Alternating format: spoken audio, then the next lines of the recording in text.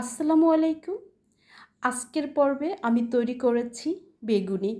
আর এই বেগুনিটা একটু ভিন্নভাবে তৈরি করেছি। কিভাবে তৈরি করেছি আমার পুরা রেসিপিটা দেখে নেবেন।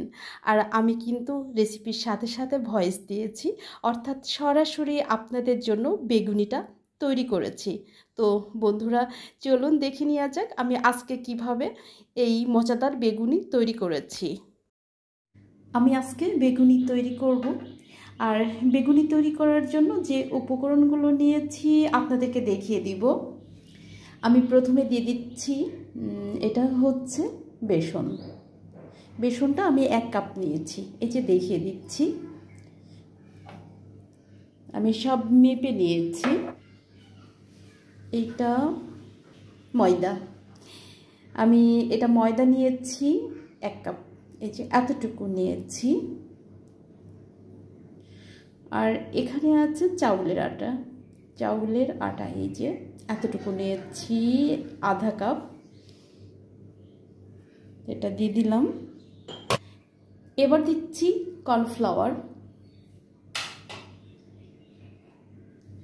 আর এটা হচ্ছে ধনিয়ার গুঁড়া, আর এটা দেখতে পাচ্ছেন এটা হচ্ছে রোস্টেড জিরা পাউডার।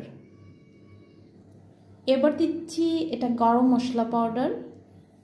বেগুনিটা একটু স্পাইসি হবে, যে কারণে আমি একটু ঝালটা একটু বেশি দেব। তো এইটাই যে দেখতে পাচ্ছেন শুকনো মরিচের গুঁড়া, এতটুকু দিলাম 1 চামচ। আরও 1 চামচ দিয়ে দিচ্ছি। আমি অবশ্য ঝাল কম খাই, কিন্তু আর যারা সবাই খাবে তারা একটু বেশি খায়, যে কারণে আজকে একটু ঝাল ঝাল বেগুনি তৈরি করব। বন্ধুরা, আমার সাথে থাকবেন, আমি কিভাবে বেগুনি তৈরি করছি সম্পূর্ণ ভিডিওটা আজকে দেখবেন। তো আরও কি কি দিচ্ছি দেখা যাক। এবার দিচ্ছি গরম তেল। অবশ্য গরম তেল বলতে আমি যে তেলটাতে চপ বা বেগুনি চিকেন ফ্রাই করেছিলাম ওই তেলটা ছিল, তার থেকে আমি একটু দিয়ে দিচ্ছি। এই যে গরম তেল দিলে বেশি ভালো হয়, ভাজা তেল যাকে বলে। তো যাই হোক, এটা দিয়ে দিলাম। এবার দেব, এটাকে বলে জাফরান কালার। তো এই যে আমি পরিমাণ মতো নিয়ে নিচ্ছি। তো যাই হোক, এবার আমি বেটারটা তৈরি করে নিব। আসলে আমার মনে হচ্ছে গেটে কেউ এসেছে, আমি একটু পরে আবার আপনাদের সাথে চলে আসছি। এবার আমি পরিমাণ মতো পানি দিয়ে দিচ্ছি।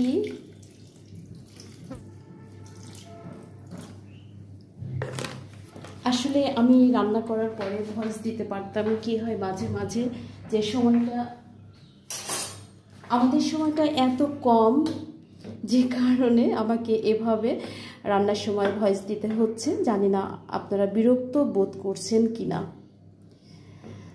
তো যাই হোক, বেটারটা এবার আমি তৈরি করে নিব। এটা অফ ক্যামেরাতে করে নিতে হবে। বন্ধুরা, আমি আশা করছি আমার সাথে থাকবেন সবাই। আর এই যে দেখুন, আমি বেটারটা তৈরি করে নিয়েছি। ঘনত্বটা কেমন হয়েছে আমি একটু দেখিয়ে দিচ্ছি। এই যে দেখুন, ঠিক এভাবে তৈরি করতে হবে, আমি যেভাবে তৈরি করেছি। তো যাই হোক, আমি বেটারটা তৈরি করে নিয়েছি। আর বেগুন কিভাবে কেটে নিয়েছি আমি দেখিয়ে দিচ্ছি আপনাদেরকে, কারণ আমি যেহেতু সরাসরি আজকে রান্না করছি সব কিছু দেখিয়ে দিতে হবে, কোনো কিছু কাটাছেঁড়া করা যাবে না। এই যে বেগুনটা আমি এই যে এভাবে কেটে নিয়েছি। দেখুন, আসলে বেগুনটা ছোট ছিল, যে কারণে এই যে এতটুকু হয়েছে। তো যাই হোক, এবার আমাকে কড়াইয়ে তেল দিতে হবে। তো এই যে আমি বেগুনি তৈরি করার জন্য, অর্থাৎ ভেজে নেওয়ার জন্য একটা কড়াই দিয়ে দিয়েছি, যেটাতে প্রতিদিন ভাজা পোড়া করা হয়। তো এবার আমি তেল দিয়ে দিব পরিমাণ মতো তেল দিয়ে দিচ্ছি। এবার আমি তেলটা গরম হলো কি না চেক করে নিই।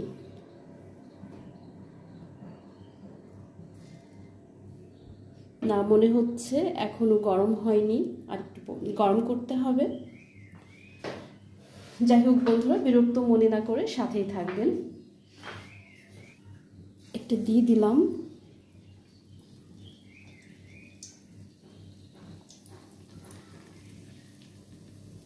যেটা দেয়া হয়নি সেটা হচ্ছে খাবার সোডা। আমি খাবার সোডা স্কিপ করেছি, তারপরে কতটুকু ভালো হয় এটাই দেখার বিষয়।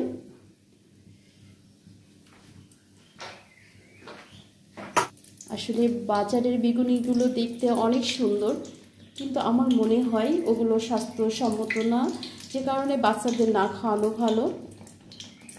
বাসায় যেমনই হোক, দেখতে অসুন্দর হোক, কিন্তু বাসায় যে আমরা খুব যত্ন করে একটা খাবার তৈরি করি, এটা বাচ্চাদের এবং আমাদের জন্য অনেক ভালো। তো আমরা চেষ্টা করব সবসময় বাসায় খাবার তৈরি করার জন্য। শুধু ইফতার বলেই না, যে কোনো খাবার কিন্তু বাসায় তৈরি করে বাচ্চাদেরকে খাওয়ানো উচিত আমাদের। অবশ্য আমাদের বাচ্চারা এখন শুধু বাইরের খাবার খেতে এরা পছন্দ করে। যতই আমরা চেষ্টা করি, ওদের কাছে বাইরের খাবারটা অনেক বেশি ভালো লাগে, তাই না বন্ধুরা? তো এটা মনে হচ্ছে প্রথমটা এমনই হবে। এই যে আমি একটু তুলে দেখিয়ে দিচ্ছি, এই যে দেখুন। তো যাই হোক, আমি কয়েকটা ভেজে নিই, তারপর আবার আসছি আপনাদের সাথে। এই যে দেখুন, দারুণ হয়েছে। আসলে প্রথমটা এমনই হয়েছিল, কিন্তু ভালো হয়নি। এবার কিন্তু অনেক সুন্দর হয়েছে, দেখুন, মাশাআল্লাহ।